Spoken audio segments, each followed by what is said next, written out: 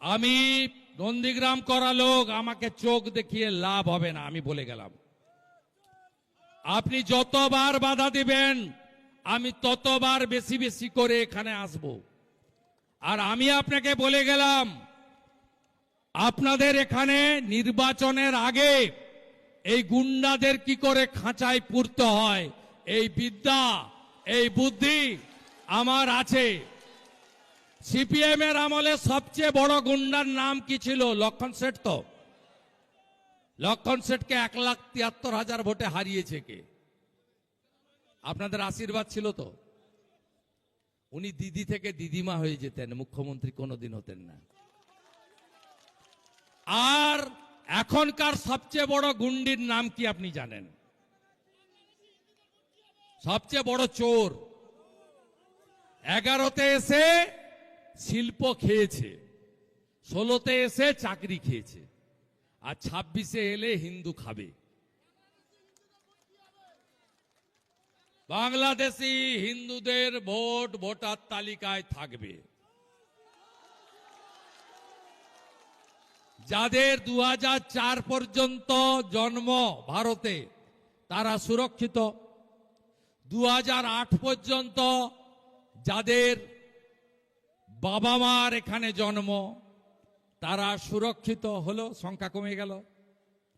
2002 এর পরে যারা এসেছেন সিএতে অ্যাপ্লাই করে দিন, বাকিটা বড় গ্যারেন্টার নরেন্দ্র মোদী, ছোট গ্যারেন্টার শুভেন্দু সুকান্ত শ্রমিক। হলো? বিশ্বাস হলো? ধর্মীয় উৎপীড়নের কারণে আসা একটিও বাংলাদেশি হিন্দুর নাম কাটতে দেব না, দেব না, দেব না, দেব না, দেব না, দেব না, দেব না, দেব না, দেব না। Trust Narendra Modi, trust BJP. জোট বাঁধুন, ভাগাভাগি হবেন না। बांटना मत, बांटेंगे तो एक रहेगे तो। এটা আমার কথা না। প্রথম লাইনটা হচ্ছে যোগীজির, দ্বিতীয় লাইনটা হচ্ছে নরেন্দ্র মোদীর। জোট বাঁধন, তৈরি হন, পরিবর্তন আসন্ন। ডিফারেন্স কিছু নেই, 42 লক্ষের ডিফারেন্স। আমরা 39%, ওরা 46%। ছাপ্পা মেরে diamond Harbour model, Keshpur line সব সেলোটেপ লাগানো ছিল। ডায়মন্ড হারবারে কেউ গিয়ে নোটাও খুঁজে পায়নি, একটাই জোড়া ফুল খোলা ছিল। আমি আপনাদের বলছি ডিফারেন্স নেই। এসআইআরে 1 কোটির উপরে যাবে, কিছু করতে পারবেন না, কিছু করতে পারবেন না। বিএলওদের ধমকান, বিএলএ টুকে ধমকান, যাই করুন, হইব না, কিছুই হইব না। ভারতীয় জনতা পার্টি একদম ধরে বসে লেগে আছে।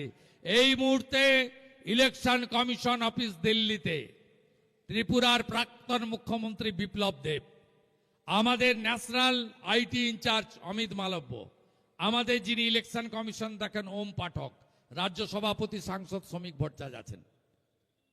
আগামীকাল 1টার সময় আমি যাব সিওর অফিসে, চিন্তা একদম করবেন না। 15 তারিখের পরে আমি আসছি মন্দির বাজারে।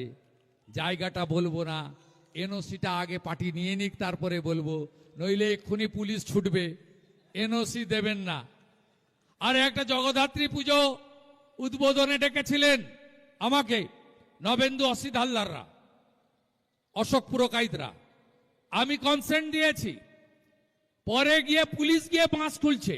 এ কোন পুলিশ? এদের ডিএনএ পরীক্ষা করা দরকার, এরা হিন্দু কিনা। একটা আইসিকে দেখলেন না এতে কৃষ্ণনগরে, দেখেছেন? ভাষা দেখেছেন? ভাষা দেখেছেন? ভাষা দেখেছেন? এটা সাইজ করতে হবে। আমি সাইজ করার মাস্টার। লক্ষণকে 181 দিন জেলে রেখেছিলাম, আর সুশান্ত ঘোষকে 121 দিন জেলে রেখেছিলাম। সাইজ কি করে করতে হয় আমি জানি। আমি এই মুখ্যমন্ত্রীকে হারিয়েছি। আপনারা আমার সঙ্গে, বিজেপির সঙ্গে থাকুন। এই মুখ্যমন্ত্রীকে প্রাক্তন করব, আর ওই তোলাবাজ ভাইপোটাকে জেলে ঢোকাবো। একদম নিশ্চিন্ত থাকুন। অনেক কষ্ট করেছেন, আমাকে আমাদের রাজ্য নেতারা বলছিলেন যেদিন আক্রান্ত ওই 6 জায়গায়, যে আপনি পার্টির লোকজনকে নিয়ে সবাইকে নিয়ে বলে যেতে পারতেন। আমি পার্টি নেতাদের বলেছিলাম, তারা অনুষ্ঠানে ছিল, আমি আপনাদের সঙ্গে ওদের লড়াবো না, আপনারা লড়বেন না, অনেক মার খেয়েছেন, মারও খাবেন, কেসও খাবেন। 3রা ডিসেম্বর 2022 আমার ডায়মন্ড হারবারে মিটিং ছিল, হটুগঞ্জে আপনাদের উপর অত্যাচার করেনি? 40টা ট্রেকার ভাঙেনি? আমাকে কুলতলির দুটো ফিশারম্যান ফ্যামিলির বাচ্চাকে একটা প্রাইভেট হসপিটালে রেখে চিকিৎসা করিয়ে বাড়ি পাঠাতে হয়েছে। নামটা বলবো না, প্রাইভেট হসপিটাল। তা আমরা করেছি। আমি দক্ষিণ 24 পরগনায় আপনাদের শুধু বলবো, গ্রামে ঐক্যবদ্ধ হন, আর কিছু করতে হবে না। বুথে আপনাদের সঙ্গে ওদের লড়াবো না, আমরা লড়ে নেব। আমরা গোটা রাস্তা একা এসেছি, একা যাব, 74 কিলোমিটার রাস্তা। যদি ক্ষমতা থাকে টাচ করে দেখান, যদি সাহস থাকে দেখান।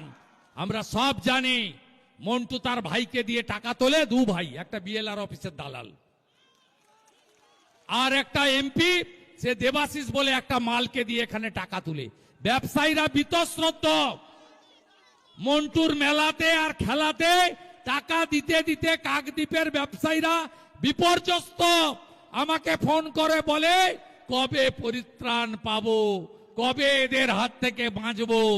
আমি বলেছি, খালা যেদিন প্রাক্তন হবে সেদিনই পরিত্রাণ মিলবে। জয় জয় শ্রীরাম, জয় জয় শ্রীরাম, জয় জয় শ্রীরাম, জয় জয় শ্রীরাম। সবাই ভালো থাকবেন, মন্দির বাজারে দেখা হবে।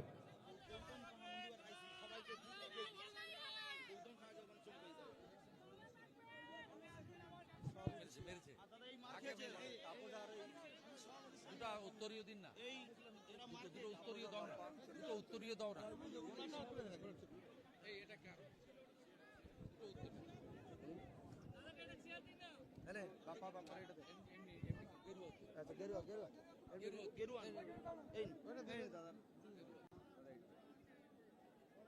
দুজনকে মেরেছিল এমএলএ সাহেব।